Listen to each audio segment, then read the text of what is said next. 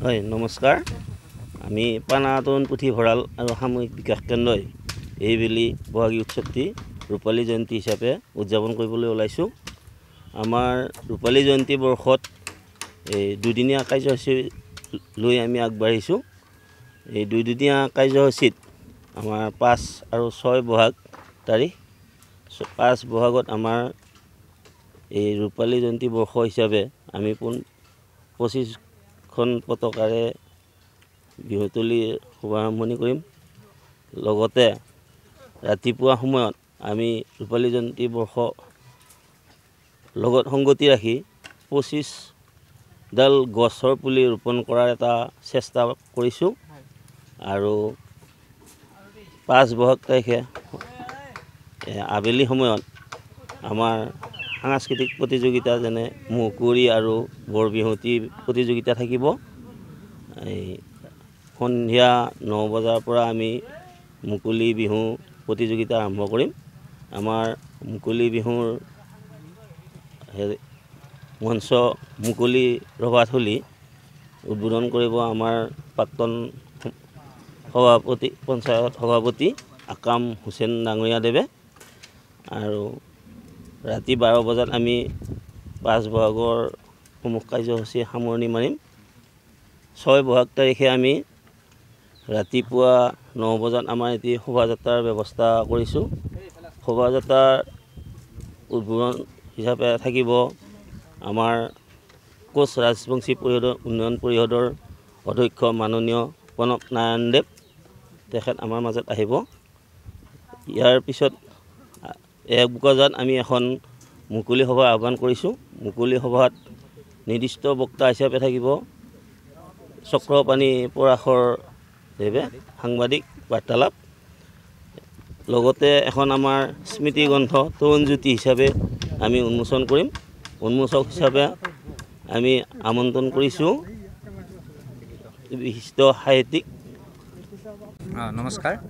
আমাৰ এইবেলি পানাৰা তৰুণ পুথিভঁৰাল আৰু সামূহিক বিকাশ কেন্দ্ৰৰ সৌজন্যত বহাগী উৎসৱৰ ৰূপালী জয়ন্তী বৰ্ষ হিচাপে উদযাপন কৰিব আমি আগবাঢ়িছোঁ।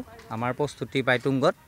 আমি এইবেলি দুদিনীয়া কাৰ্যসূচীৰে আমাৰ অনুষ্ঠানটি আমি পাতিবৰ কাৰণে মনস্থ কৰিছোঁ। লগতে আমাৰ বহুখিনি কাৰ্যসূচীয়ে থাকিব দুদিনত। আমাৰ ঠিক ৰাতিপুৱা 5 বহাগৰ দিনা ৰাতিপুৱা আমাৰ 25খন পতাকাৰ লগতে সংঘৰ পতাকা, বিহুৰ মূল পতাকা উন্মোচন কৰা হ'ব। লগতে আমাৰ তাৰপিছতেই আমি এখনি আমাৰ অন্তৰংগ আলাপ আছে। অন্তৰংগ আলাপখনিও আমাৰ পতাকা উত্তোলন, তাৰপিছত আমি গছপুলি ৰোপণ হ'ব। গছপুলি ৰোপণৰ পিছতে আমি অন্তৰংগ আলাপ এখনিও ৰাখিছোঁ। তাৰ লগে লগে আমি দিনৰ 2 বজাত আমি আমাৰ সৰু বিহুৱতী আৰু বৰ বিহুৱতী প্ৰতিযোগিতা অনুষ্ঠিত কৰিম। তাৰপিছতে আমাৰ বৰ বিহুৱতী শেষ হোৱাৰ লগে লগে আমি মুকলি বিহুৰো ব্যৱস্থা কৰিছোঁ। মুকলি বিহু প্ৰতিযোগিতামূলকভাৱে হ'ব। মুকলি বিহুৰ ইতিমধ্যে আমি কেইটিমান দলৰ লগত আমাৰ এগ্ৰিমেণ্ট সম্পূৰ্ণ হৈছে। আৰু আমি মুকলি বিহুখন ঠিক 12 বজাৰ লগে লগে ৰাতি সমাপ্ত কৰিম। তাৰপিছতে আমাৰ পিছদিনাৰ কাৰ্যসূচী 6 বহাগত থাকিব ৰাতিপুৱা 9 বজাত বৰ্ণাঢ্য সাংস্কৃতিক বাৰেৰহণীয়া সাংস্কৃতিক শোভাযাত্ৰা। তাৰপিছতে আমাৰ শোভাযাত্ৰা শেষ হোৱাৰ পিছতে আমাৰ এখনি মুকলি সভা সভা এখন হ'ব। এই সভাখনত আমাৰ নিৰ্দিষ্ট বক্তা হিচাপে থাকিব সাংবাদিক চক্ৰপাণি পৰাশৰ ডাঙৰীয়া। তাৰপিছত আমাৰ লগতে বহুকেইজন আমন্ত্ৰিত অতিথি আছে। আৰু মিটিংখনৰ শেষ হোৱাৰ পিছতেই ঠিক আমি 9 বজাৰ লগে লগে আমাৰ যি অসমৰ জনপ্ৰিয় গায়ক। নমস্কাৰ, মই ভাৰ্গৱ বৰুৱা। পানাৰা তৰুণ পুথিভঁৰালৰ সৌজন্যত ৰূপালী জয়ন্তী উদযাপনত মই ৰভামঞ্চৰ দায়িত্বত আছোঁ।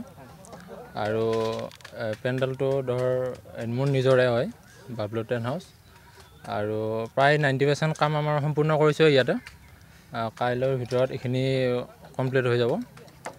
আৰু আপোনালোকো উপস্থিত থাকিবৰ কাৰণে আহ্বান জনালোঁ। ইয়াতে লগ পাম সকলোকে, ভাল লাগিব। সমগ্ৰ পশ্চিমবংগৰ তাঁতশালৰ বস্ত্ৰ প্ৰস্তুতকাৰী বিবি টেক্সটাইল। বিবি টেক্সটাইলে আনিছে সুখবৰ।